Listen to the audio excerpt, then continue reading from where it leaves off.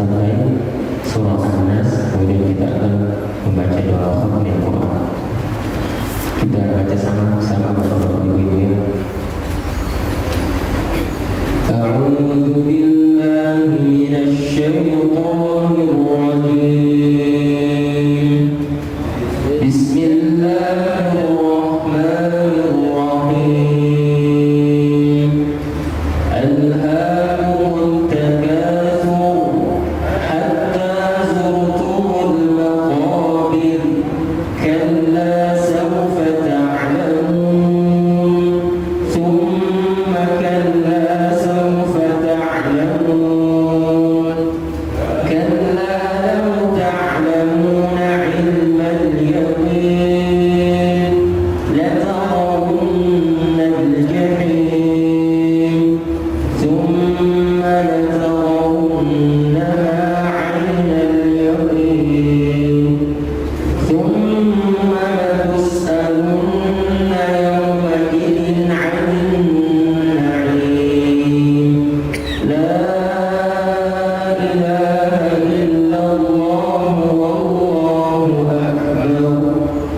Bismillahirrahmanirrahim. Wal 'ashr innal insana lafi khusr illa alladhina amanu wa 'amilus solihati wa tawassaw bil haqqi wa tawassaw bis sabr. La ilaha illallah wallahu akbar. Bismillahirrahmanirrahim.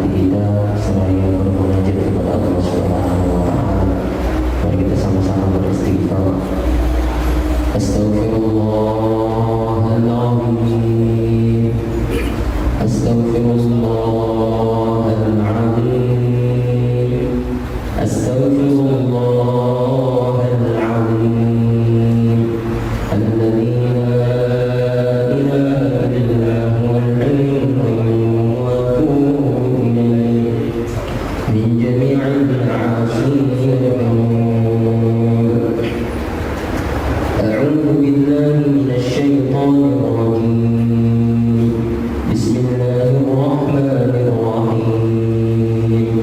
Wa وتمت كلمة ربك صدقا وعدلا لا مبدل لكلماته وهو السميع العليم صدق الله العظيم وصدق رسوله النبي الكريم ونحن على ذلك من الشاهدين والشاكرين والحمد لله رب العالمين آمين.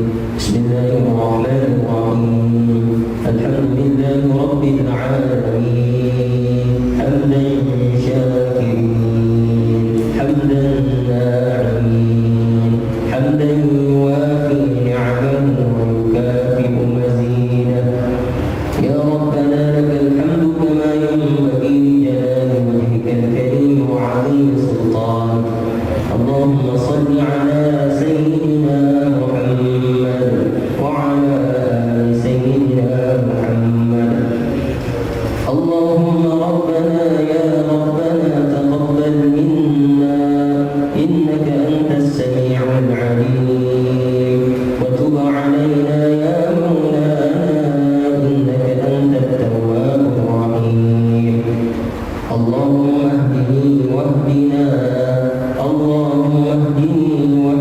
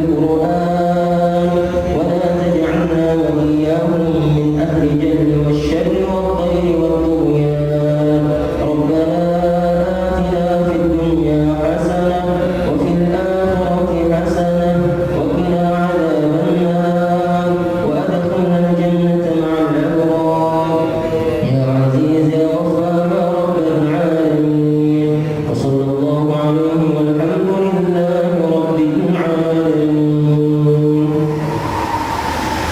اللهم ارحمنا بالقرآن واجعله لنا إماما ونورا وهدى ورحمة. اللهم ذكرنا منه ما نسينا وعلمنا منه ما جهلنا وارزقنا تلاوته آناء الليل وأطراف النهار واجعله لنا حجة يا رب العالمين.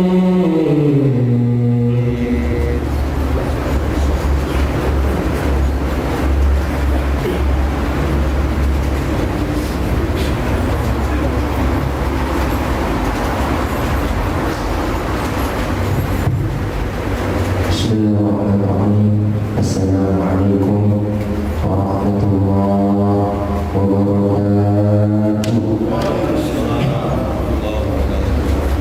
Alhamdulillah,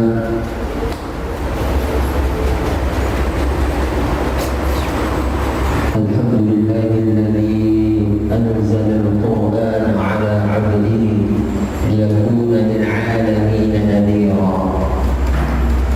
والصلاة والسلام على سيدنا محمد خاتم الأنبياء والمرسلين. أشهد أن لا إله إلا الله وأشهد أن محمدا عبده ورسوله. رب اشرح لي صدري ويسر لي أمري واحلل عقدة من لساني يفقهوا قولي. Amma ba'du. Jemaah yang dirahmati Allah Subhanahu wa taala. Alhamdulillah, pada pagi hari ini kita berkumpul di masjid yang penuh mubarakah ini, ya, di dalam majelis kita, yaitu majelis khatmil Quran. Salawat dan salam kita sampaikan kepada junjungan kita Nabi besar Muhammad sallallahu alaihi wasallam. Jemaah yang dirahmati Allah Subhanahu wa taala, sebelumnya saya ingin memperkenalkan diri, ya, karena ada pepatah yang mengatakan tak kenal maka tak kenal maka tak ada suaranya ya. Ibu, tak kenal maka tak apa? Tak tahu. Tak kenal maka tak aruf. Tak kenal maka tak aruf. Kayak perkenalan tak aruf. Ya ayuhan nas, inna khalaqnakum min dzakari wa untha wa ja'alnakum syu'uban wa qabaila lita'arafu.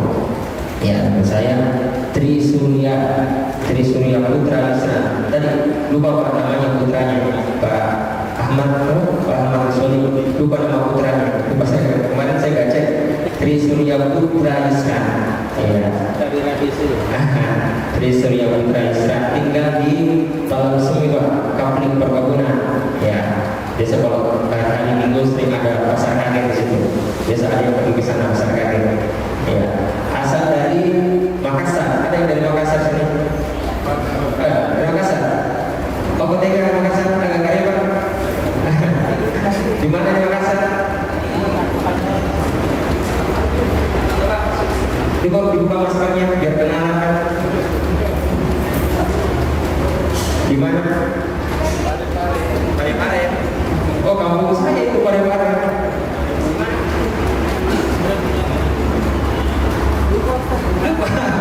Lupa dia. Oh ya. Ya, saya asal dari Makassar. Ya, Sulawesi Selatan. Kemarin kuliah di Jakarta, ya, setelah kuliah kemudian tinggal di Tangerang. Ya, alhamdulillah.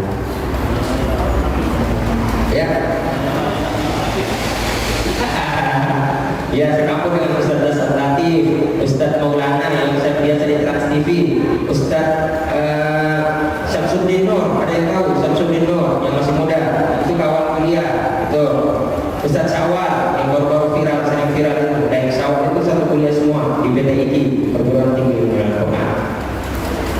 Jemaah yang dirahmati Allah Subhanahu wa taala, Al-Qur'an ya, Al-Qur'an itu ialah maktubatullah ya. Al-Qur'an itu hidangan yang dihidangkan oleh Allah Subhanahu wa taala kepada kita semua ya. Apa perbedaannya hidangan yang dihidangkan oleh Allah Subhanahu wa taala dan dihidangkan oleh manusia? Ya, tentu sangat berbeda ya. Kalau hidangan yang dihidangkan oleh manusia ya, biasa kalau kita pergi pesta, pergi acara, tentu berbagai macam menu ya, berbagai macam makanan ya, mulai dari soto ayam ya, mulai dari daging, sate dan lain sebagainya ya. Tapi dari semua hidangan tersebut ya, pasti hanya beberapa saja yang kita makan ya. Tidak semua kita makan dari hidangan tersebut ya. Alasan yang pertama ialah karena kita sukanya ini doang, yang lainnya kita nggak suka ya. Alasan yang kedua ialah besok bapak-bapak ikut yang mohon maaf yang udah lanjut umur ya, biasa faktor kesehatan ya. Biasa kalau udah ada asam urat, kolesterol ya kan, udah pilih-pilih makanan ya, semua. Padahal ada pepatah mengatakan mensana incorpore sana, di dalam tubuh yang kuat terdapat jiwa yang sehat ya. Kalau menurut saya terbalik sebenarnya, di dalam jiwa yang sehat terdapat tubuh yang kuat. Saya mau tanya, bapak-bapak, ibu-ibu di sini datang ke masjid, kemudian mengadakan pengajian khatmul Quran itu karena badannya yang sehat atau jiwanya yang sehat? Ya, karena jiwanya yang sehat. Karena banyak orang yang sehat badannya, tapi tidak datang ke masjid, tidak sholat di masjid, tidak datang ke pengajian. Ya. Justru rusaknya negara ini karena orang-orang yang sehat badannya. Ya. Kalau nggak sehat, mana mungkin bisa korupsi, Pak ya? Iya. Mana bisa mungkin melakukan kejahatan? Iya. Dari sekian banyak makanan hanya beberapa saja kita pilih. Iya. Akan tetapi beda dengan Al-Quran. Al-Quran adalah hidangan yang dihidangkan oleh Allah Subhanahu wa taala, mulai dari surah Al-Fatihah sampai surah An-Nas, kembali lagi dari An-Nas sampai Al-Fatihah, semuanya menyehatkan. Ya. Semuanya menyenangkan. Ya. Tentunya menyehatkan rohani kita. Ya. Makanya alasan yang pertama mengapa kita harus membaca Al-Quran, karena Al-Quran itu menyehatkan bagi rohani kita, ya, bukan untuk jasmani kita. Ya. Maka rugilah orang yang tidak mau mendekati hidangan tersebut. Ya. Siapa orang-orang itu, Pak, yang tidak mau mendekati hidangan tersebut? Yaitu orang-orang kafir. Padahal Al-Quran sebenarnya diturunkan oleh Allah Subhanahu wa taala untuk seluruh manusia. Ya. Ini bisa kita ambil dalam surah Ar-Rahman. Ar-Rahman 'allama al-Qur'an khalaqal insan. Ya. Ar-Rahman 'allama al-Qur'an khalaqal insan. Kalau menurut logika saya, sebenarnya ayat ini terbalik, Pak. Ya. Lebih dulu mana? Menciptakan manusia atau mengajarkan manusia? Ya. Kalau kita pakai logika kita, diciptakan dulu manusia baru diajarkan, atau diajarkan dulu baru diciptakan?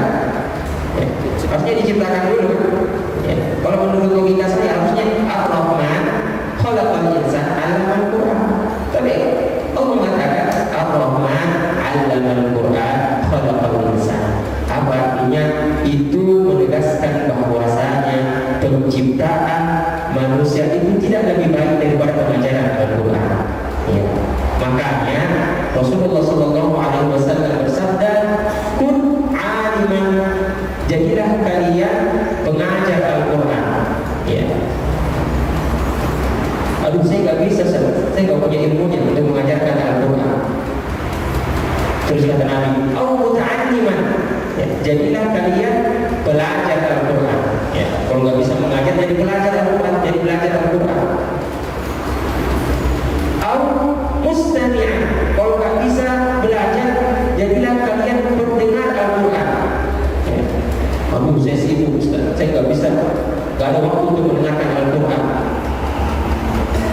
Muhibban, atau yang keempat, jaga rasa cinta kalian terhadap Al-Quran. Wala takun khamisan, dan jangan sampai kalian masuk ke dalam yang ini. Dia sudah tidak belajar, dia tidak sudah mengajar Al-Quran, tidak belajar Al-Quran, tidak mendengarkan Al-Quran, tidak cinta terhadap Al-Quran, maka kata Nabi, dia sudah mati walaupun belum waktunya. Ya. Jadi adanya kita dianggap tidak ada ketika kita tidak berinteraksi dengan Al-Quran. Ya. Mending kita tidak ada daripada dianggap, mending kita tidak ada dianggap ada daripada ada dianggap tidak ada. Ya.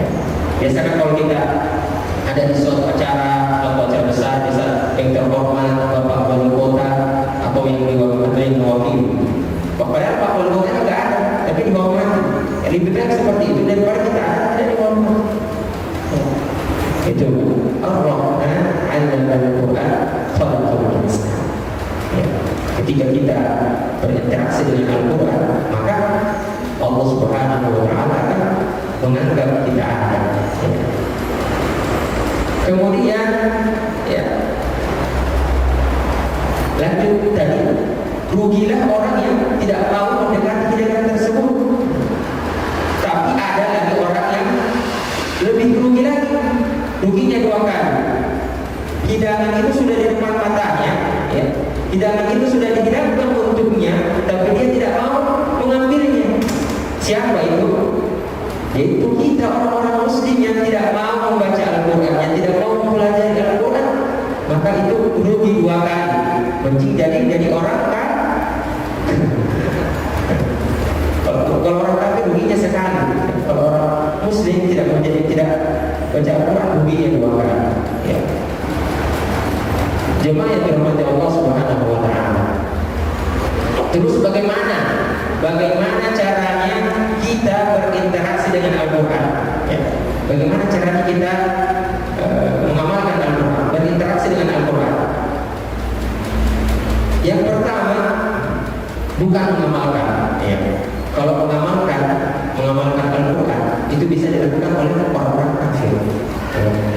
Kalau Bapak lihat ada orang yang baik, ada orang yang patuh, ada orang yang taat, berarti itu sudah mengamalkan Al-Quran. Ya. Ada orang bersih, ya, rapi, itu sudah mengamalkan Al-Quran. Akan tetapi ada yang tidak bisa dilakukan oleh orang-orang kafir, yaitu membaca Al-Quran. Ya Allah, Al-Quran itu ialah ibadah yang paling gampang. Kita bukan cuma rugi karena kita tidak mengambil hidangan, akan tetapi ketika kita tidak membaca Al-Quran, kita rugi karena kehilangan pahala sebanyak-banyaknya. Makanya di dalam berbagai hadis dikatakan, barang siapa yang membaca Al-Quran, barang siapa yang membaca Al-Quran, bukan barang siapa yang mengamalkan Al-Quran, barang siapa yang mempelajari, barang siapa yang menghafal Al-Quran, akan tetapi barang siapa yang membaca Al-Quran atau mempelajari Al-Quran, maka yang paling pertama ialah interaksi kita ialah membaca Al-Quran. Ya. Karena satu huruf yang kita baca Al-Quran ialah 10 pahala. A'udzubillahi minasyaitonir rajim. Bismillahirrahmanirrahim. Alif lam mim. Dzalikal kitabu la raiba fihi hudan lil muttaqin. Itu udah berapa pahala yang kita dapat? Ya. Maka bukan cuma rugi karena kita tidak mendekati hidangan tersebut, kita juga rugi kehilangan pahala yang sebanyak-banyaknya.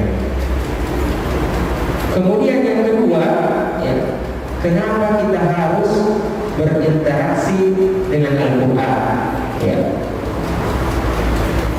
Rasulullah SAW pernah ditanya oleh para sahabat, wahai Rasulullah, apakah amalan yang paling dicintai oleh Allah Subhanahu wa Ta'ala? Ya.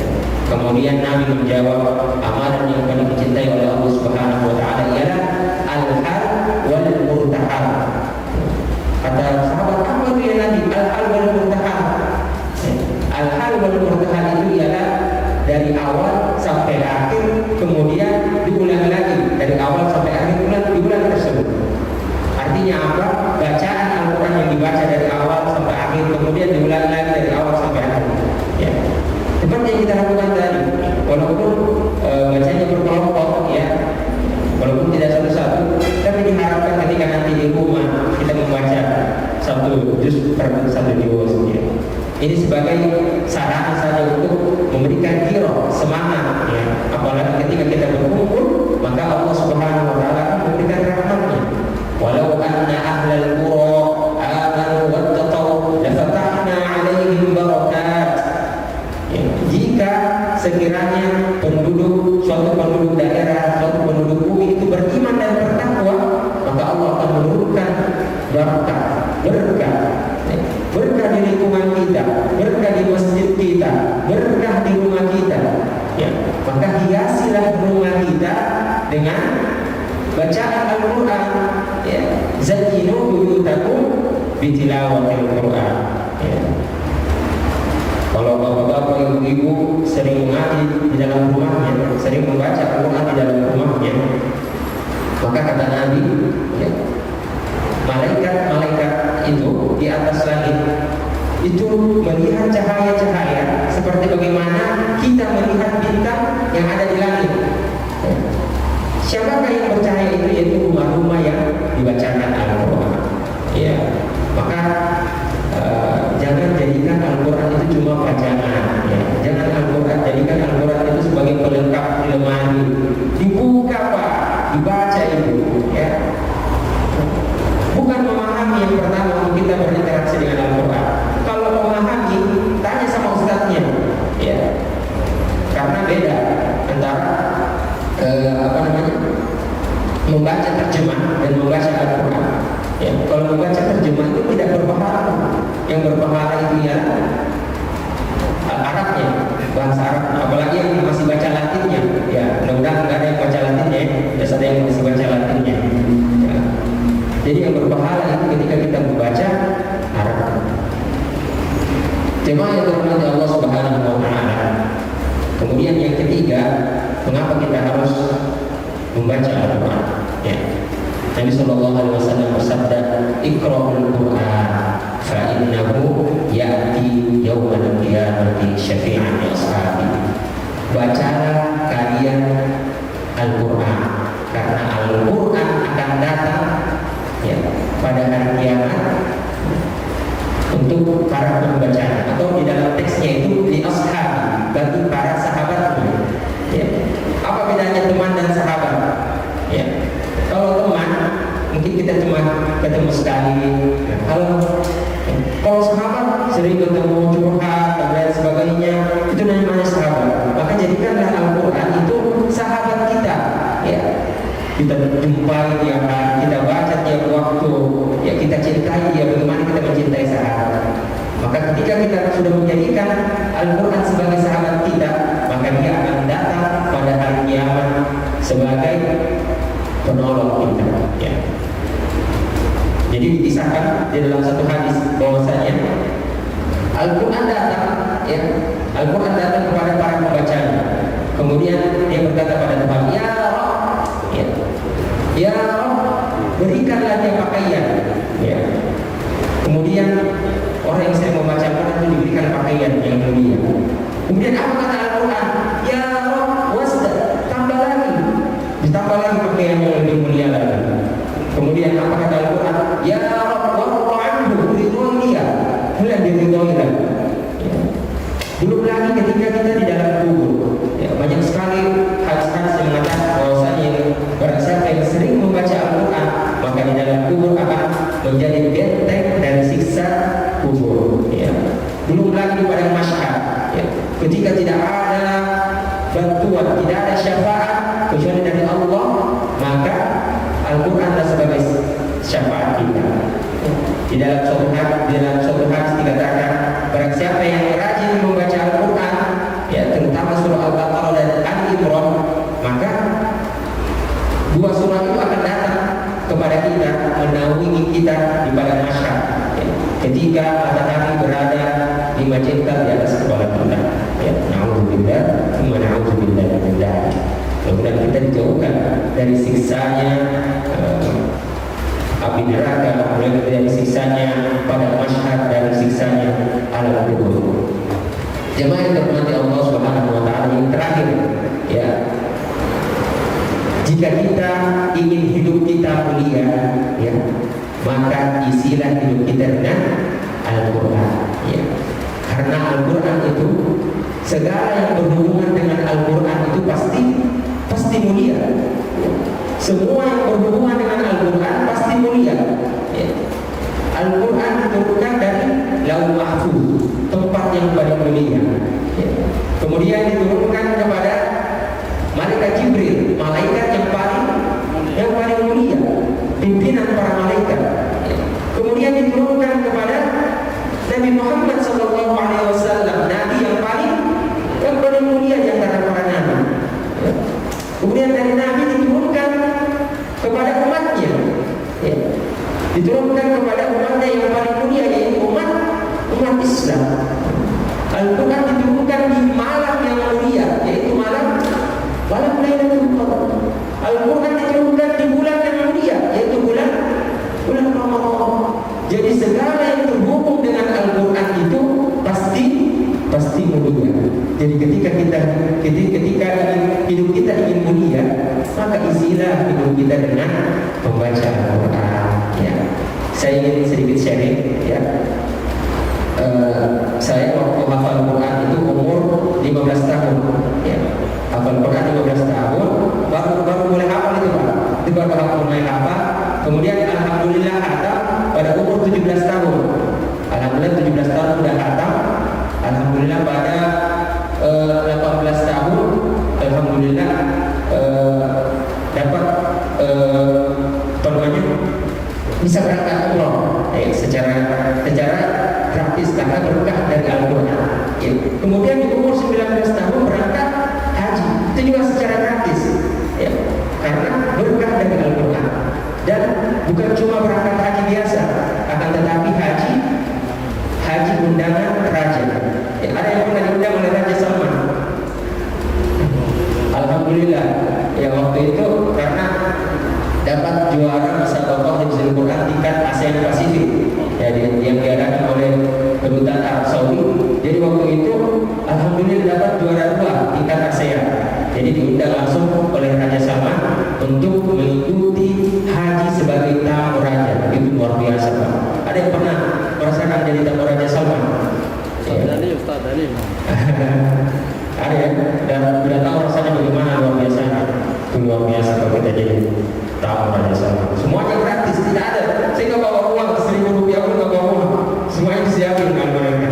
Ya, dan panitia lomba dan lain sebagainya. Itulah berkahnya Al-Quran. Maka jangan kita ragu ketika anak kita ingin menghafal Al-Quran. Ketika anak kita ingin masuk pesantren, nggak usah takut, Pak. Nggak usah takut mau makan apa,